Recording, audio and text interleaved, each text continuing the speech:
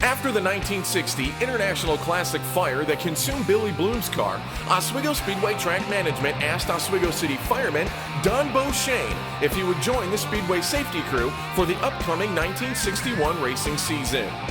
Beauchene accepted, and thus began a long and well-appreciated relationship between Oswego Speedway and the Oswego City Fire Department.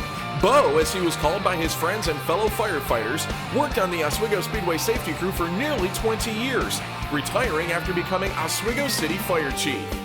During his tenure at Oswego Speedway, Beauchene not only rode on Truck 1 with Charlie Hopkins to every accident scene and served as the #1 firefighter when the occasion arose, he was instrumental in acquiring the large capacity truck-mounted fire extinguishing equipment that is still in existence at the Speedway today. Not only did he service this large equipment and all the small fire extinguishers positioned around the Speedway, at the beginning of each new racing season, he would instruct everyone on the safety crew how to use the equipment. As the Speedway expanded its safety crew and added Truck 2, which responded to accidents from the second turn entrance to the Speedway, Beauchene was instrumental in getting additional off-duty Oswego City firemen to work at the Speedway, a relationship which has proved fruitful throughout the years, including in 2012, when the safety crew was again called upon, this time to knock down the Dave Gruel fire in corner number 2. Don Beauchene deservingly becomes the first member of the Oswego City Fire Department to be inducted into the Oswego Speedway Hall of Fame. Congratulations to the family of 2012 Oswego Speedway Hall of Fame inductee, Don Beauchene. Jack Jermyn is also a native Oswegonian who, like Jim McGiff, came to spend many and many Saturday night at the Oswego Speedway, guiding people to their seats or perhaps removing them from where they shouldn't have been. Jack was what they termed a plank walker, which meant walking the grandstands, ushering, watching, and doing a little security. He was employed at Niagara Mohawk, eventually in Nuclear, and as he put it, he went to the Speedway to blow off a little steam. Jack retired from NYMO in 1995, but his ushering job at the Speedway continues. He doesn't walk the planks anymore, though, as he has been assigned to one of the best seats in the house, the seat at the entrance to the VIP Tower. And as he says, he can finally see what's going on. Jack enjoys watching a good clean race from his seat now and enjoys seeing the locals go to victory lane. He feels that the Tereses have worked hard to bring the track back and hopes it keeps going, even though it's a difficult thing. In the winter, Jack and his wife are in Winter Haven, Florida, where Jack keeps busy as chairman of the home association where they reside. He says he comes back up to work at the track for a rest. Jack, after 45 years on the job, is very honored to be inducted into the Hall of Fame, and as he says, there are a lot of great people ahead of me, and a lot more coming behind me. I hope it all continues. Congratulations to 2012 Oswego Speedway Hall of Fame inductee, Jack Jermyn.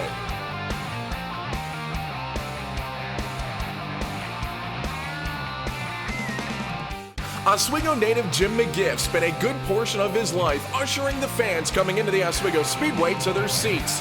McGiff was a machinist by trade and worked for many years at the Northern Steel Plant. Jim had also been a race fan prior to that year in 1954 when a friend asked him if he wanted to work at the racetrack.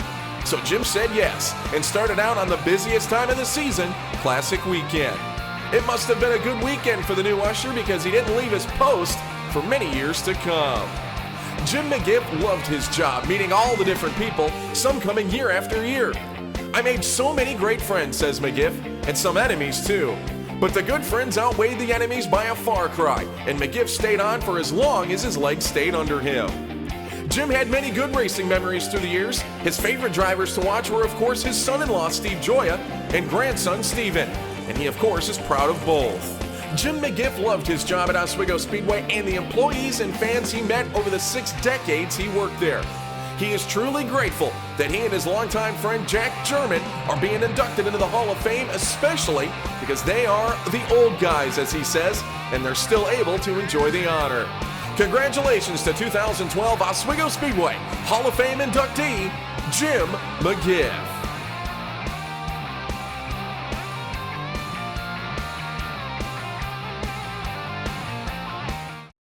In asphalt modified circles, it's pretty safe to say that George Kent is the king of the 200-lap races at Oswego Speedway. Kent owned the old traditional classic weekend Budweiser 200 at Oswego with wins in 1978, 86 through 88, and 1990. Add to that Bud 200 total 2 wins in the Race of Champions at Oswego in 2000 and 2001, and you do have the king of the Oswego Modified 200. It didn't matter if it was in the yellow Ron Kent number 26, the red Art Berry number 22, or whatever modified was under him at the time, George Kent was always the guy to beat at Oswego Speedway. Kent wasn't just good at Oswego, he was good all over. He's won the Race of Champions 4 times, 2 at Oswego and 2 on the 3/4 mile track at Pocono. Kent also won a Winston Racing Series Northeast title, owned the modified division at the old Shangri-La Speedway in Oswego, as well as being the 4th all-time driver in wins at Spencer Speedway in Williamson, and of course a top runner at Lancaster Speedway in the 80s and 90s. Kent bridged the gap between drivers of the past and the current pilots. He had legendary battles with Richie Evans, Maynard Troyer, Jimmy Spencer, Greg Sachs, Tony Hirschman, and Brian Ross, but has also gone wheel to wheel with the likes of Chuck Hosfeld, Matt Hirschman, Billy Putney, and Tony Hanbury. It's only fitting that Kent be inducted into the Oswego Speedway Hall of Fame. He's one of the all-time greats of modified racing. Congratulations to 2012 Oswego Speedway Hall of Fame inductee, George Kent.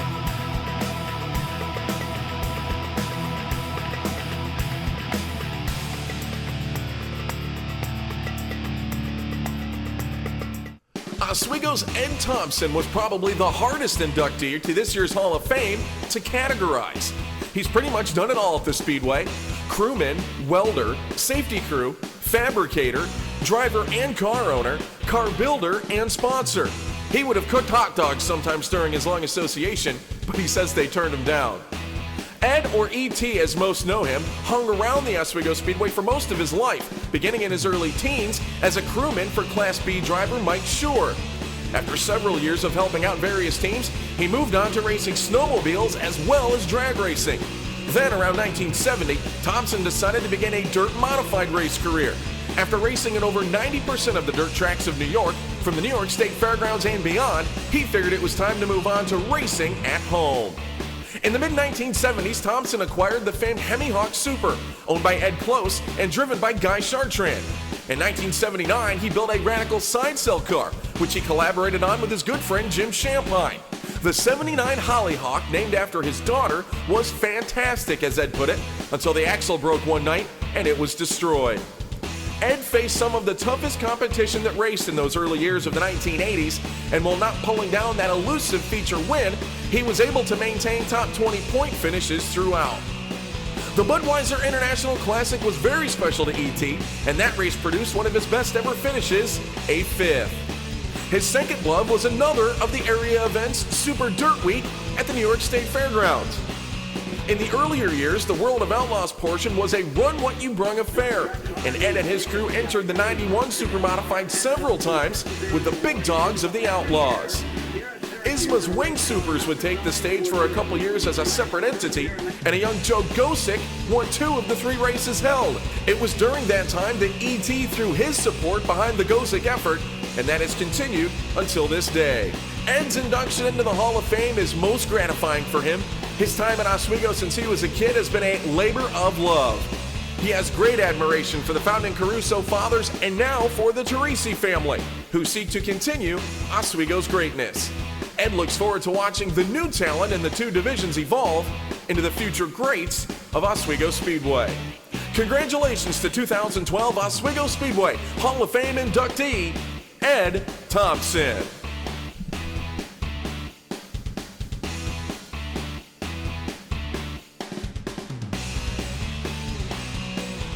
Canadian racing drivers have long been a staple at the home of champions, Oswego Speedway. Greats such as Kenny Andrews, Warren Coniam, Dave McKnight, and Norm Mackworth have all made their mark on the fast 5/8 mile. However, over the course of history, one Canadian champion arguably stands above the rest, and that is Hamilton, Ontario, Canada-born pilot Doug Didero.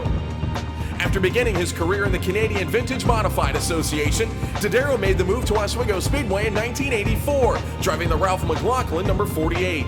Didero's driving style quickly adapted to supermodified racing as the rookie finished 13th in his first career start in '84 and would go on to win Rookie of the Year honors with one top 5 finish. After an initial stint with Skip Matzik in the mid-'80s, which saw Didero's first win in 1987, and a few years behind the wheel of the Don Ramage number 73, Didero was reunited with Matzik in 1994, kicking off one of the most dominant eras in Oswego Speedway history. In 4 full seasons behind the wheel of the now infamous red number 3, Didero claimed 25 Oswego victories, including a string of 4 in a row during the 1995 season. In that span, Didero went on to become the first driver since Jim Shampine to win 3 consecutive Speedway championships in '94, '95, and '96, along with his first career International Classic win. Nearly as memorable as Didero's many victories and championships over his 4-year reunion with Matzik were his legendary battles with championship successor Mike Muldoon. A total of 46 feature events were contested during the Didero-Muldoon era, with the duo winning an amazing 72% of the main events across the 3-year period. After another top 3 finish in the 1998 International Classic, Didero took several years off from the Speedway to pursue other endeavors, including a run with the Indy Racing League in 1999 and 2000. That included 6 starts with a best finish of 14th in the Delphi Indy 200 at Walt Disney World Speedway. In 2004, Didero made a triumphant return to the Speedway, this time with longtime car owner and driver Gary Sorrell.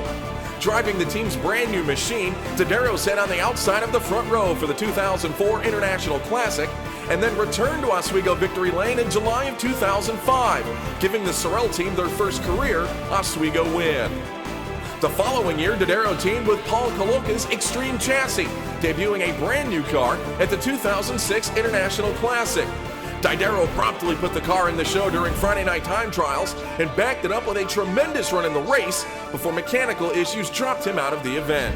The 2007 season would see Didero back in Oswego Victory Lane, this time driving for Clyde Booth. The team would also sit on the pole for the 2007 Classic. After years of victories and championships since 1984, it was Didero's 2008 International Classic run that may go down as his most memorable. Just like 2006, Didero and Extreme Chassis brought a brand new race car to the International Classic. Didero would set quick time on day 2 of time trials in the untested machine, and then went on to beat Joe Gosick and Dave Schulich Jr. to the line for his second Classic victory.